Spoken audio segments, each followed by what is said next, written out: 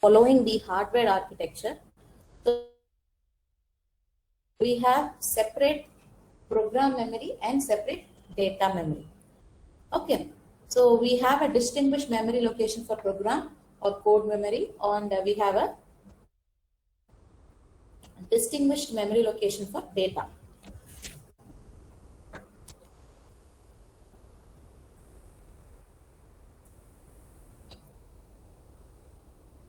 Okay, so and we also have to understand that 8051 offers some amount of on-chip program memory and also some provisions in order to expand the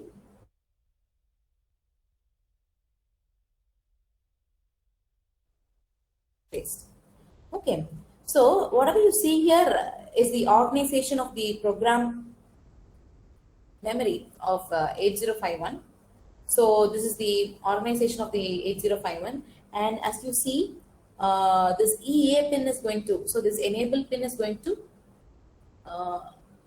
determine whether you're going to work on an internal memory or external program memory. Yes. So note that this EA input must be connected to the ground. All the instructions must be will be fetched from the external program memory. Okay. So if this EA pin is connected to VCC, or in that case if it is high, then your internal program memory will be coming into the picture. So your instructions will be fetched from internal program memory. However, if you see here the range, it is from 00000 to 0FFF. Okay, so what happens here, once the boundary is crossed, once the internal program memory boundary is crossed, the fetch will automatically be performed by the external program memory. Okay, that you have to understand.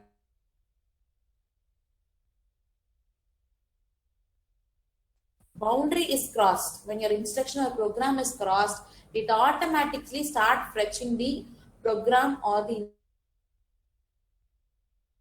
memory. So the combination of all this from 000 to FFF is going to be 64 kilobytes of memory for a configuration. Okay. So this, if EA is going to be high, then it is the internal program memory. If it is low, or if EA pin is grounded, then it is going to take the instructions from the external memory. Apart from it, if your instruction set is exceeding this limit of 4K, then automatically your next instruction will be fetched directly from your external program memory. So this is the concept with respect to your program memory. So already we have in the port 2. So port 0 and port 2 can be used for address and the data buses. Okay, the pins of port 0 and port 2 will be accessed both as address and the data bus. So and the only pin that is going to help you with this is the program store enable. So this if that program store enable is signal is available, then going to understand that it is a program memory read operation. So that is from the pins configuration we have understood that. So combination of them will be memories. Okay. So now we'll get into data memory organization. So very similar to your program memory, the maximum size of your external data memory may be 64 bytes. However, the 64 kilobytes of data memory limit is going to be irrespective of the internal data memory. Okay, the 64 kilobytes data memory limit is going to be irrespective of whatever is your internal data memory. Okay, so all the versions, if you see all the versions of your 8051 or microcontroller 51 family is going to offer you 128 bytes of, so if you see 128 bytes of internal memory. Okay, so that we have to understand. By default, all the versions of the 8051 or the microcontroller 51 family is going to provide you 128 bytes of internal data memory. Okay, so apart from it, your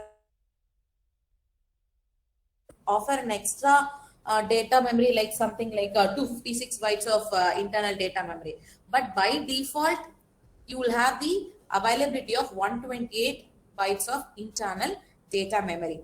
So in our,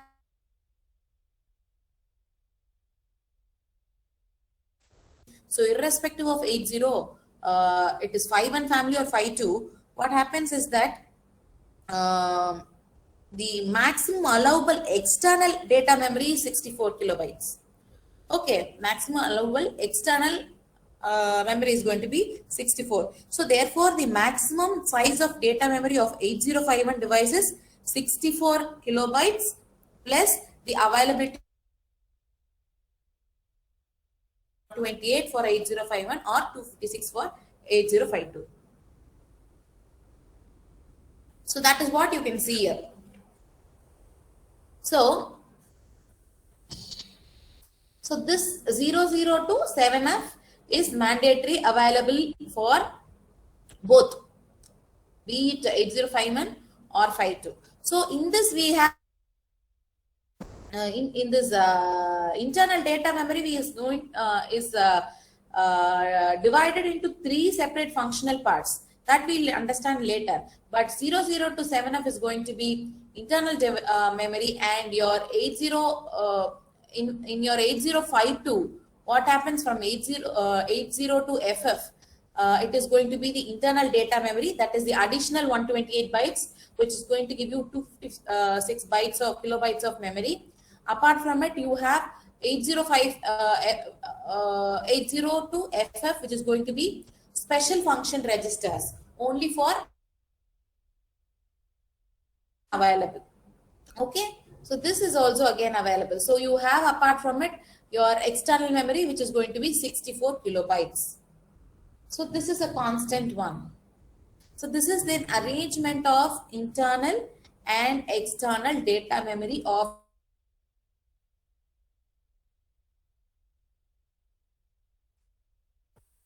So now let's understand the internal. So how is this internal 128 bytes of internal data memory is going to get split up? So 3 separate functional parts. If you see, I have got 3 parts. So the first part is going to be the register banks.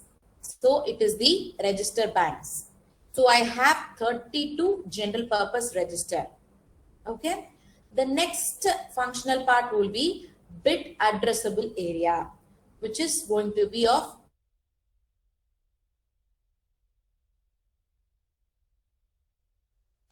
scratch pad area.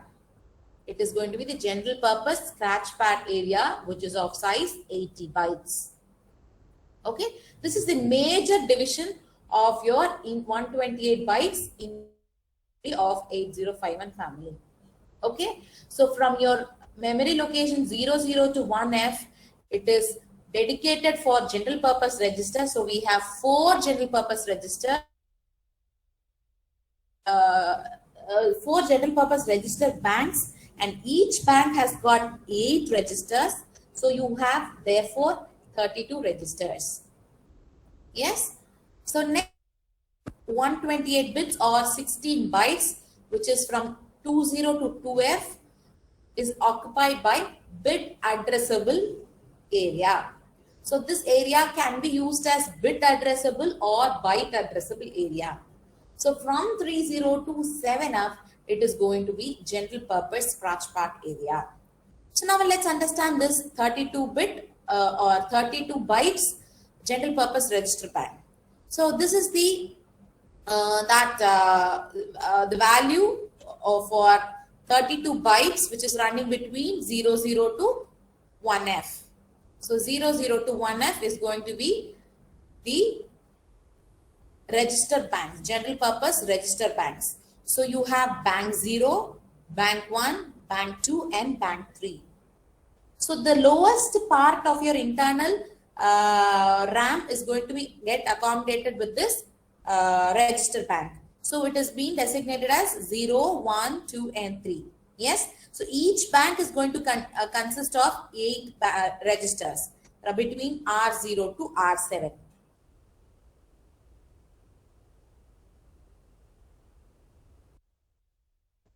Okay. So out of this 4 banks, so you have 4 banks, right? So out of these 4 banks, only one bank can be selected at a time, or only one bank can be active for operation. Okay, this is what you have to understand. You cannot select a register from one register from bank 1 and other register from bank 0. If you are working on this general purpose register, then you have to choose which bank you are going to operate. So you would have already seen in the program status word. So let me go back.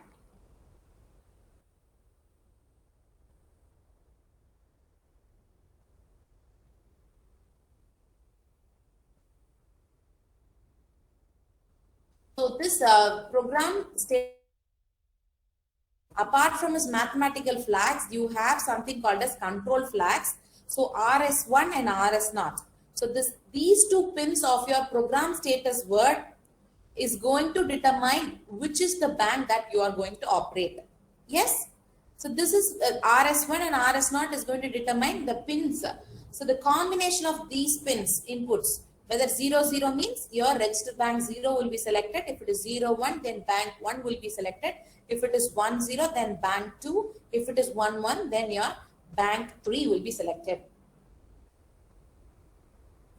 Okay. From there, you have to understand at a particular time instant, you can select only one bank. So which will be under operation.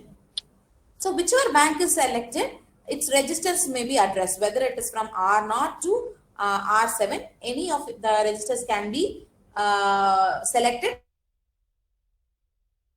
Okay.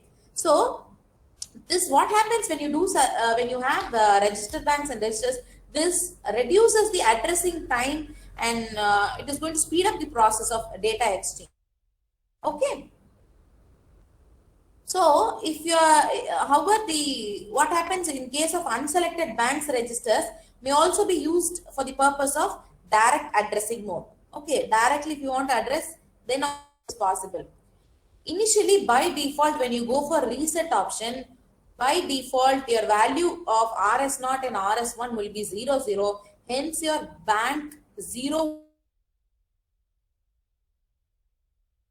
your RS0 and RS1 value will be 0. Hence, your bank 0 will be selected in default. Okay, this is all done through this program status word.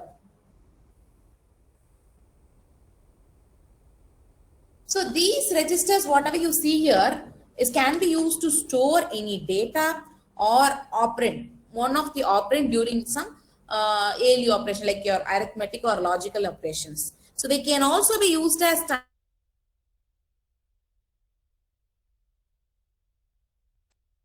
and R1. If you see register R0 and R1 of the active bank can also be used for data pointers. So these R0 and R1 can be used as data pointers in case of indirect addressing modes. So you can see this is going to be the active banks. So whichever bank is active, that particular R0 and R1, you can use it for data pointers. Okay. So this is the this is if this is the organization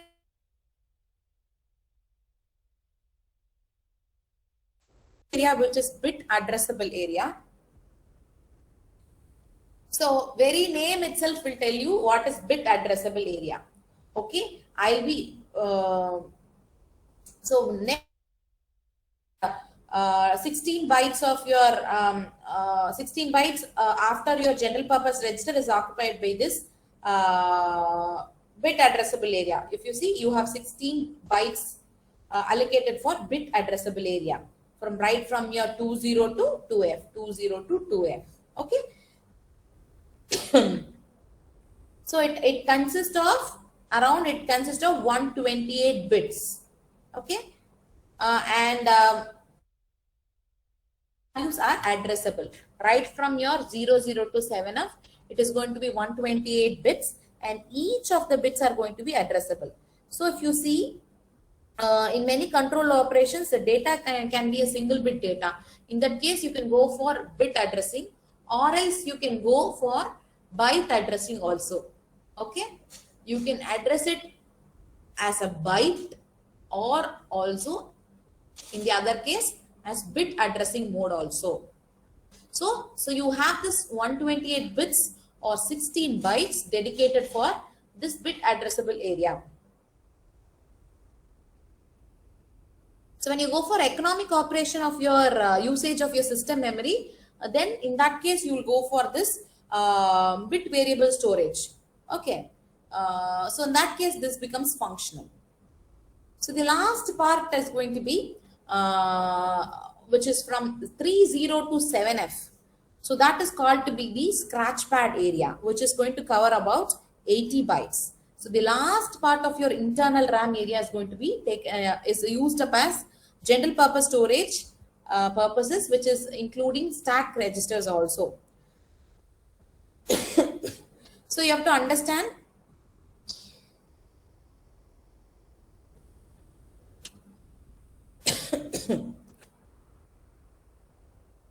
so after this bit addressable area, you have the scratch pad area, which is going to be used for the general purpose storages, which includes the stack operations. So you have the area from starting from 80 onwards. So which is going to be unused. Somewhere you have this unused bit addressable area, then it can be also used as this general purpose scratch pad area. Okay. So now you have got 80 bytes which are dedicated for this for the scratch pad area, and the highest address in this scratch pad area is going to be 7F. So this will vary based on the on-chip RAM. So 8051 family basically provides you this one internal RAM, but however it can vary with respect to the whether it is 8052 or 54 versions. The size may vary from 7F to FF. Okay. Point that has to be noted, and that depends upon the amount of on-chip RAM. So based on that capacity, it is going to vary. The scratch pad area is going to vary. Well, so this is about the data memory organization and the program memory organization. So this is how. So before getting into the instruction set, so it is quite required for you to understand what is the memory organization, so that we can have a good or a meaningful understanding of the instructions.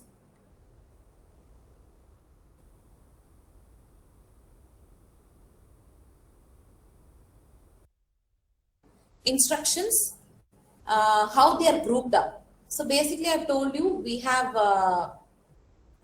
number of instructions which are related or associated with 8051, and each are grouped under different categories. So say for instance, by and large, we can group them into different under different sets. So the first set of instruction will be data transfer instruction. Then you have instruction to access of external data memory. You have rotate instructions. Then when you're performing arithmetic and the logic operations, we have the category of arithmetic instructions and the logical instructions. So again, under this logical instructions, we have bit level and byte level logical instructions. So as a part of this logical instructions, under the instructions related to incrementing, decrementing, instructions related to addition, subtraction, multiplication, and divisions. So these all comes under the category of arithmetic and the logical instructions. Apart from it, you have something like your jump instruction, where your control is transferred to some other address location. Then you have call and the subroutine instruction.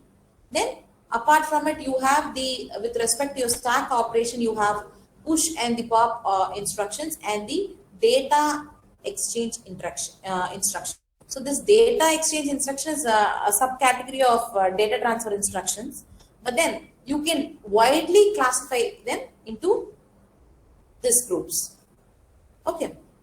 So now in today's class, we'll see about data transfer instruction. We are trying to group the instruction set which are very relevant to your data transfer mnemonics. Okay.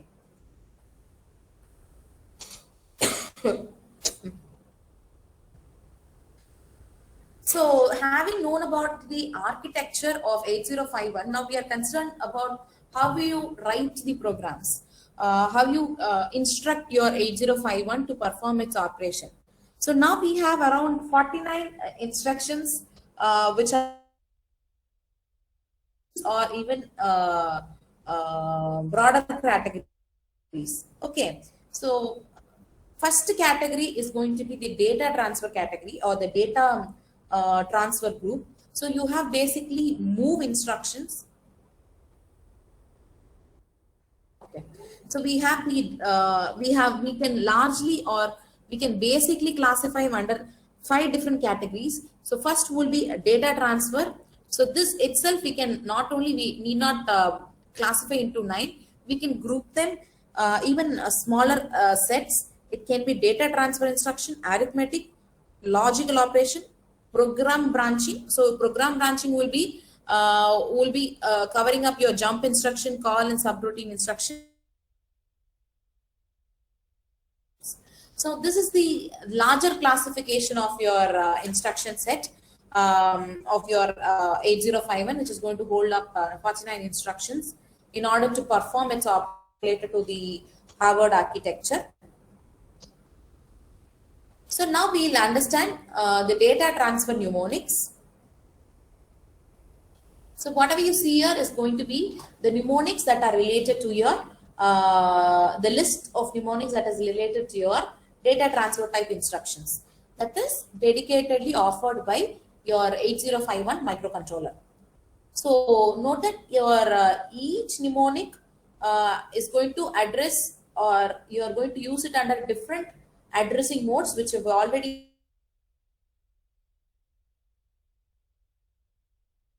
addressing mode. So each of the mnemonic or instruction, whatever you list out here, will be falling under either of the category of the addressing modes that are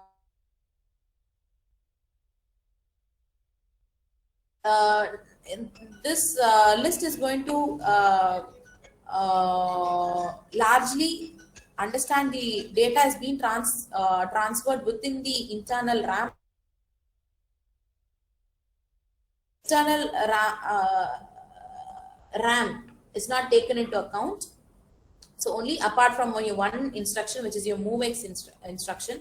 So this MoveX instruction is to play a part or transfer the byte of instruction between your external RAM and accumulator. Remaining all the instructions apart from this MoveX is going to be coming into the category of internal data transfer between the internal memory, RAM memory. Okay. So the first instruction, MOV. So this is move instruction. So this is the general data loading and data transfer between your or within your internal RAM and your special function registers. It can be anything. Okay. So this is the classification. We'll see with an example in the next slide. So move C, if I write move C, then I'm trying to use my program memory, code memory. So you're trying to load your, if it is move CA, then I'm trying to load my accumulator by a byte from a program memory. Okay. Move C is something from your code memory. And move X is going to be related with um, is going to be related with your external RAM. So I'm going to try to transfer a byte of data, or I'm going to have a data transfer between the external RAM and accumulator. So next instruction is going to be push and pop. So these two instructions are related to stack operation. So this will be discussed in detail in the later part. So already we have told that your stack pointer is going to play and the operation push and pop are the functions or the operation that are performed in the stack. So if you're trying to load a data into the stack, then it is push operation. And if you're trying to load a byte from the stack, then it is pop operation. Everything is going to happen with respect to the location of your stack pointer. So always your stack pointer is going to point to the top of the stack. Okay. So this is with respect to your stack operation. So next you have the exchange. So here this exchange bytes between two locations within the internal memory. Okay. Then you have exchange D. So this is exchanging digits. Let it be lower nibble between two locations within the internal memory. So this is the mnemonics that are related to your data transfer instructions. Now we'll see what are the forms of move instruction that we can use. What are the possibilities? So this is the list that is going to present all types of move instructions that can be included. So you can see there are variations arising with the same mnemonics remains the same. MOV is going to remain the same. But what happens is that your addressing mode, which you already discussed in the class, are varying. Okay. So now the variations are arising due to the different addressing modes and the operands. The operands and the addressing modes. So wherever I have Rn, then you have to understand it is going to be the register, general purpose register, which is running between R0 to R7. So Rn might take any value between 0 and 7 since we have 8 registers. So, and if you have this you have right at Ri. This at Ri is going to determine your register indirect addressing mode, that is register. So your data pointer is going to play a role in it. So Ri is going to be having two values. So as you see, R0 and R1 only can be the part over here. So your Ri can take values, two values, 0 or 1, wherein your Rn can take values between 0 to 7. Okay. So let's understand each instruction. So your move A hash data. So in this case, it is when the operand is preceded with an hash symbol, then it is understood that it is an immediate addressing mode. And in this case, the value is directly loaded into the accumulator. Okay. So next you have move Rn hash data. In this case, you are loading the data or the value immediately into one of the registers, which is between R0 to R7. If it is R3, then your data is moved, or the data value is moved, loaded in your R3. Okay. Then you have the data loaded in the direct address immediate. So this data is going to this address. Okay. And this is a typically, this is an version where the load locations are between R0 and R1. Okay. So whichever the load location is there, go there and load the value in this location. Okay. So all these four are coming into the category of immediate addressing mode. Okay.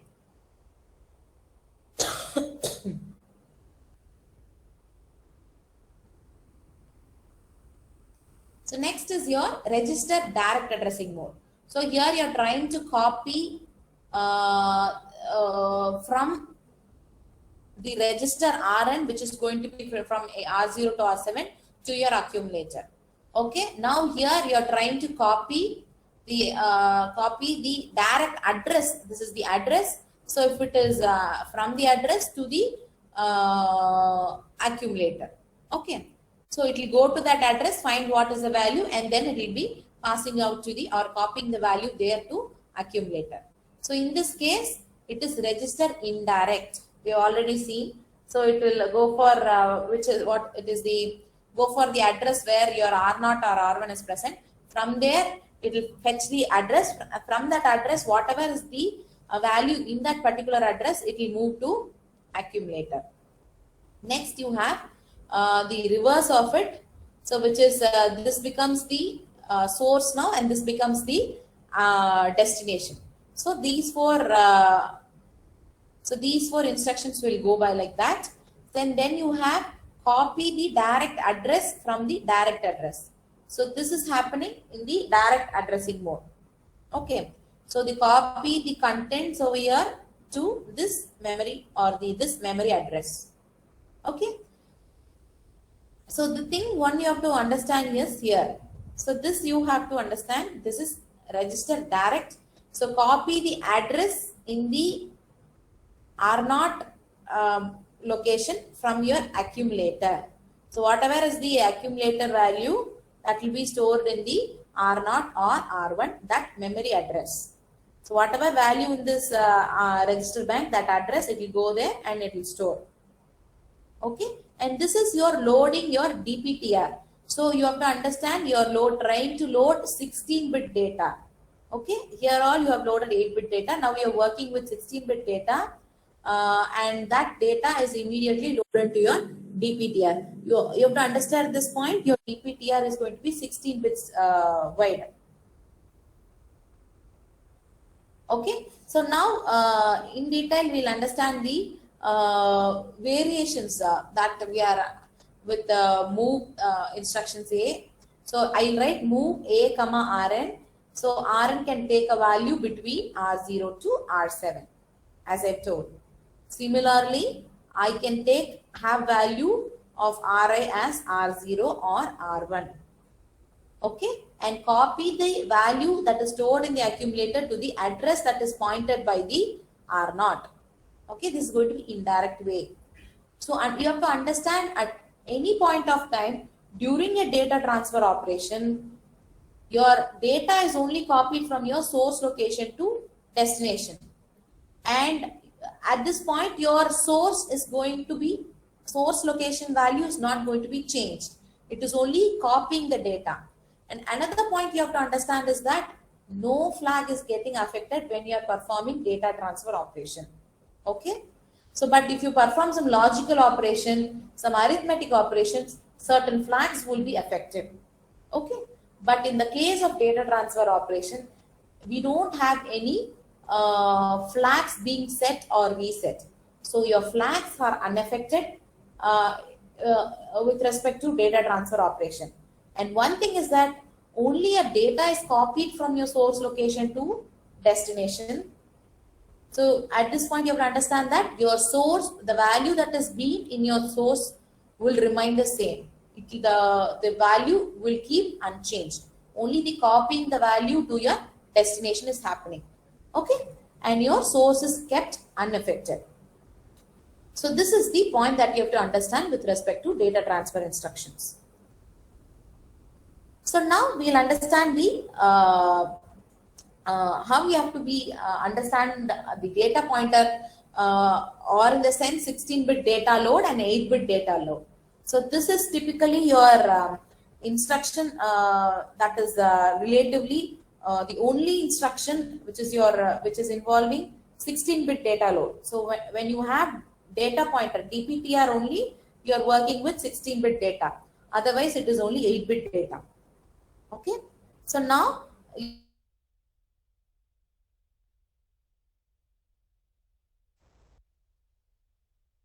using this mnemonics or this instruction.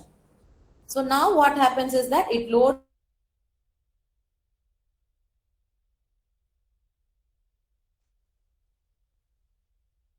the third bytes of your instruction.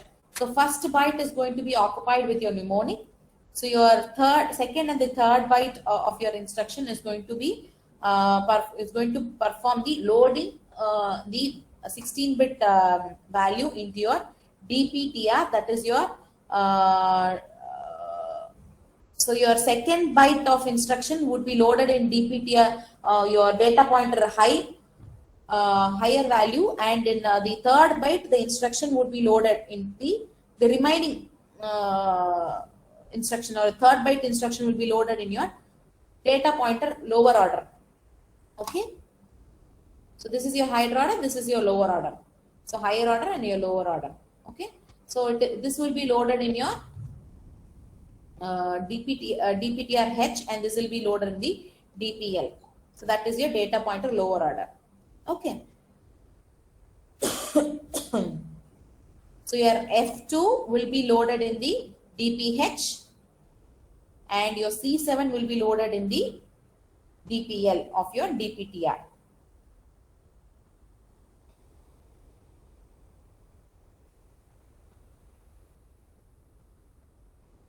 So this is the 16-bit load data. So when you come for your 8-bit load data, we have the move instructions, which we've already seen over here. So now with an example. So, so when you observe here, what you see here, it is going to accommodate, these are all going to perform the immediate data loading operation, or the data value is immediately moved in case of 8-bit data load directly. So what happens is that in your first instruction, so you're loading your accumulator with 56H. Okay. Now in the next instruction, you're trying to load your R7 register. So R7. So the current bank, in a sense, the bank will be chosen by the program status word. The pin number is RS0 and RS1 is going to determine which bank you're going to work with.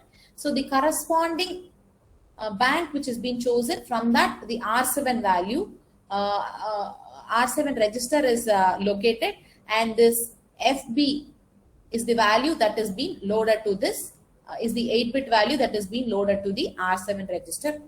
Okay. So next is this, you have to understand here. So this value 74 is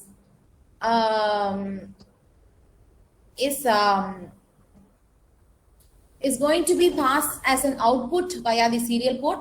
So here B0 is going to determine that I'm going to operate with port 3. So this is the word that is identified that I'm going to work on port 3. So now the port 3 value is loaded with the immediate value 74. Okay. So and now in the last instruction, you have 08 as the immediate value that is going to be loaded in the address that is pointed by the register R1. Okay. So now there are certain precautions that you have to take care. So if I'm putting it, if my operand is being preceded with an hash, then I'm going to load a data. So if this hash is not there, then I'm trying to move an address to this location from the source to destination. So that you have to be careful. So the sign is going to determine whether it is going to be, the instruction is related to address or the sign. Okay. So now in the third instruction, if you see, we have the move 0B0H immediately 74. So then it will be port 3 from the port 3 via the direct address B0. The contents will be located, will be transferred to content which is 74 will be transferred to this location. Or else what happens is that if it was 74 only, the contents available in the 74 address, that contents will be passed through the port 3. So you have to be careful when you're loading this kind of immediate data. So it can be an address or a data that we are trying to move, that all it is defined by the hash value that is being preceded. So now let's understand a program, a simple program. So wherein you have, when we have given the problem of how the input data present in port 1 be output through port 3. So when I talk about port operation, you have to understand that port 1 is only for read and write operation. Okay. So if you see, port 1 is dedicated for reading and writing operation only. But wherein your port 3 and 2, port 0 and port 3 are used for both reading and writing, both operation, the serial communication, as well as for your data and address bits.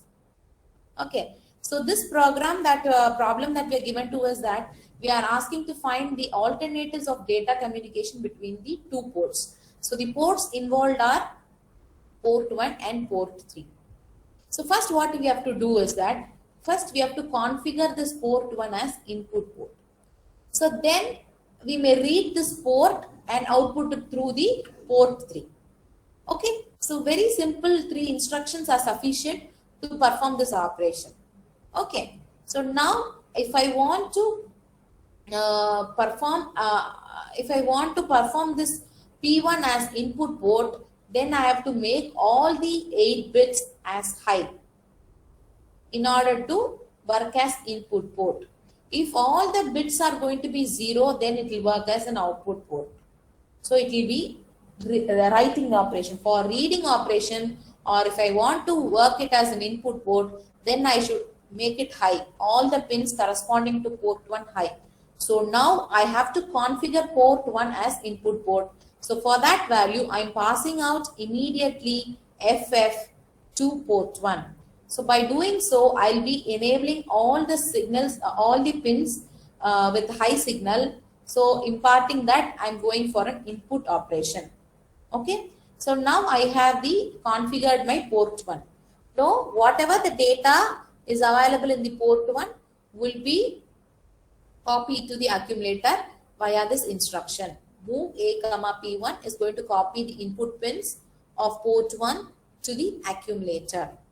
Then once it is copied to the accumulator, now I can simply copy back to port 3 just by a move instruction.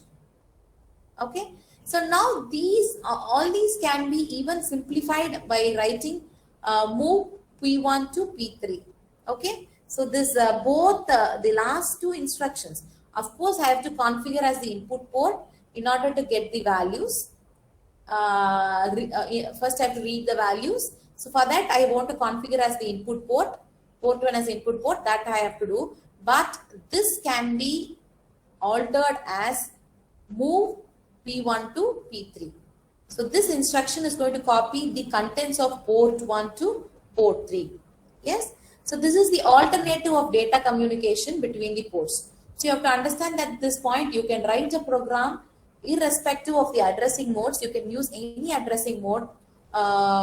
Different ways you can address a program or a problem. So this is a simple program example of just with respect to data transfer operation.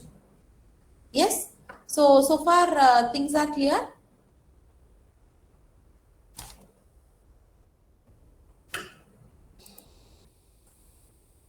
Okay. So we are done with the data transfer instructions. So the next class we'll see about the